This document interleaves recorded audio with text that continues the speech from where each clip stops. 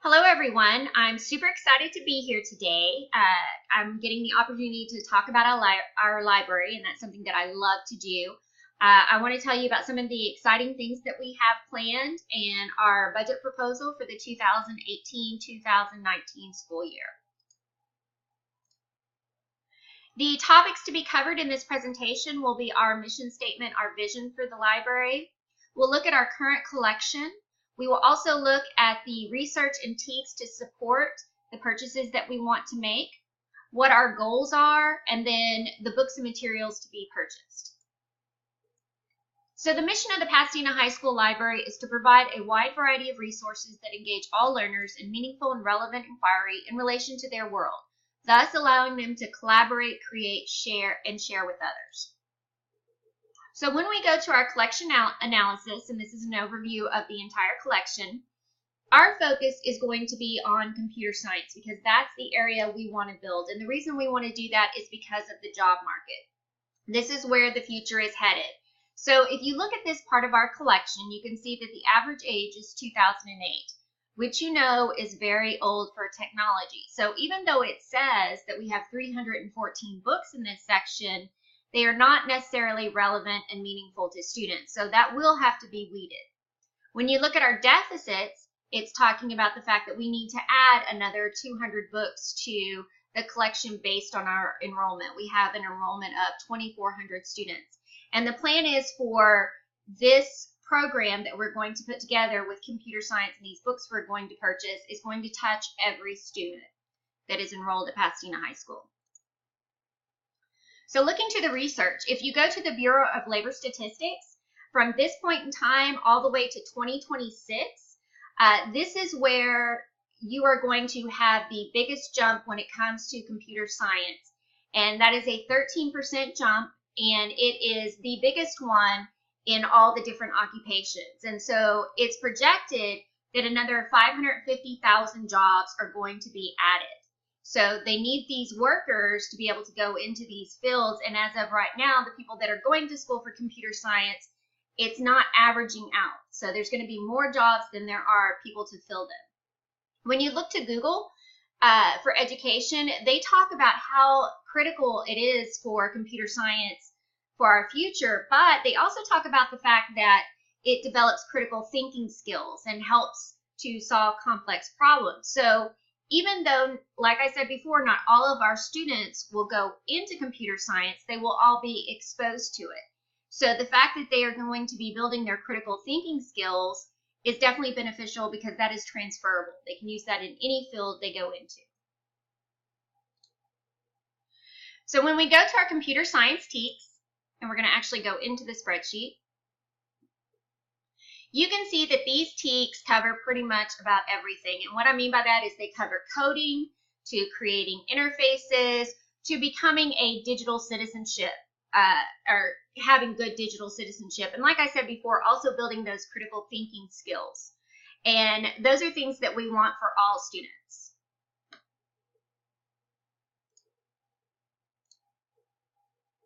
So our goals are, we want to prepare students for the increase in jobs in the field of computer science. We have a total budget of $10,500.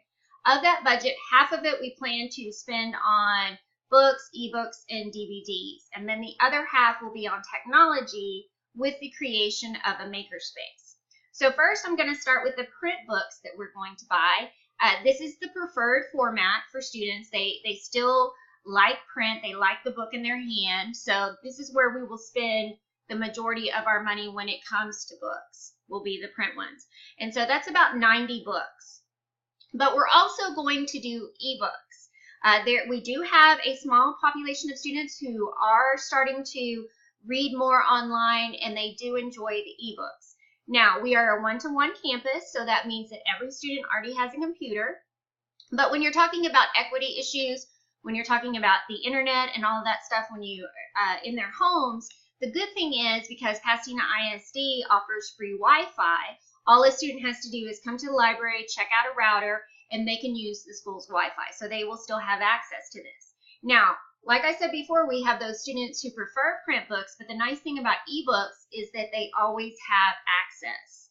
You know, there are times when the library is closed, but you can get an ebook in 60 seconds and you can get it from your home. So they have continual access. Also, we want to do some DVDs. It's roughly about 6 DVDs.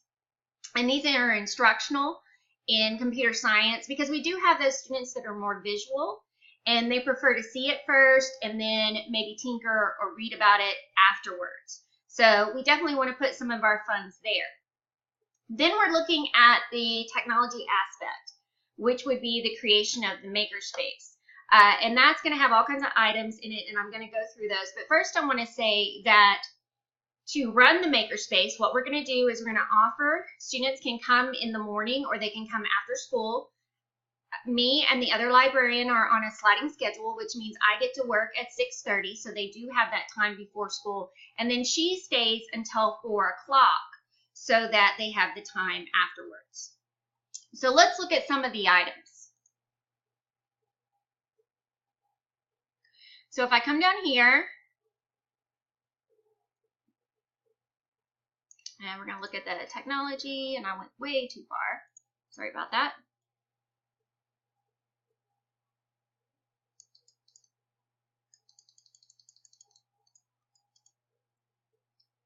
And so let's look at some of these items. Notice that some of the items that we're buying are 3D printers. They are also the 3D pens, the Sphero Sparks, Little Bits, Raspberry Pi, Makey, and Snap Circuits. We plan to have this makerspace in the library. It's actually one of our classrooms to the side, and it's glassed in, and so this will be an area where students will be able to work.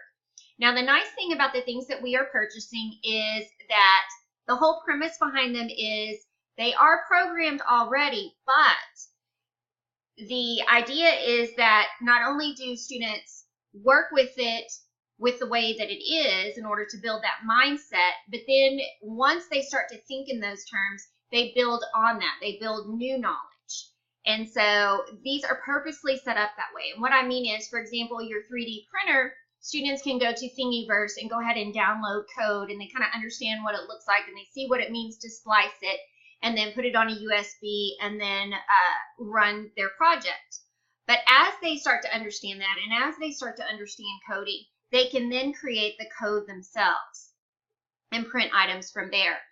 When you're talking about your Sphero Sparks, those actually are little robots, and they come programmed, but they are hackable. So once a student builds that mindset, like I said before, they can then build on that knowledge and make the robot do things that they want it to do, that it initially was not created to do.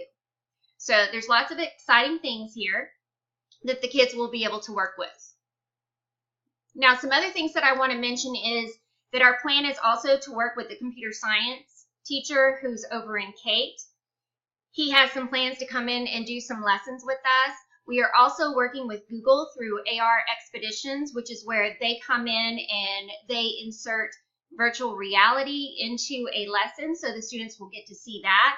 And this is something that Google offers for free. You just basically sign up for it, you get on their calendar, they send in a person, the teacher teaches the lesson, so we would host that in the library, and then Google inserts the technology to make it more relevant to students. So students are getting to see how all this coding and all these things come into play. We also plan on, we have English teachers who come through our library every month with their students. We're on a 1-month rotation. So our plan is to introduce all students to coding, and we're going to do that through the Khan Academy. So this is how we plan to touch every student in the building, and then we have this area for them where they can go and tinker and explore and create new knowledge and work together.